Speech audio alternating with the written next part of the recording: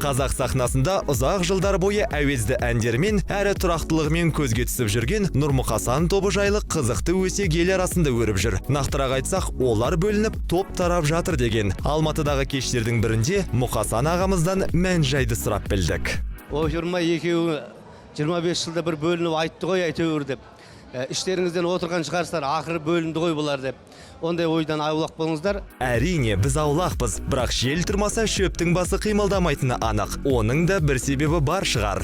Бір жағынан халыққа тосын сый болсын деп, бір жағынан енді өзімде ол қазір жеке бір сольный альбом жазып жатқаныма ол құпия емес, әрине.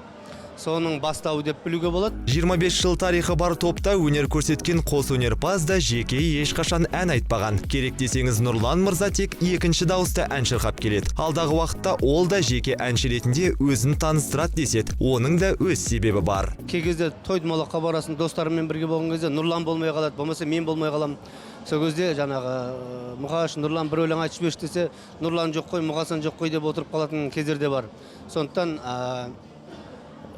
жеке-жеке әнін жазып қойды шештік. Өсектің неден шыққаны түсінікті болды. Ең бастысы топ тарамайды. Алдағы уақытта да сіздердің өнерлеріңізді ұзақ уақыт тамашалаймыз деген ойдамыз. Ең бастысы ел назарында жүріңіз. Айтпақшы, қазіргі таңда Мұқасан мырзаның қоржынында 3 ән бар. Соның бірін Ринат Гайсин жазған. Ол әннің аты Бақыт деп аталады. Ендеше әннен үзінді тыңдай отырыңыз.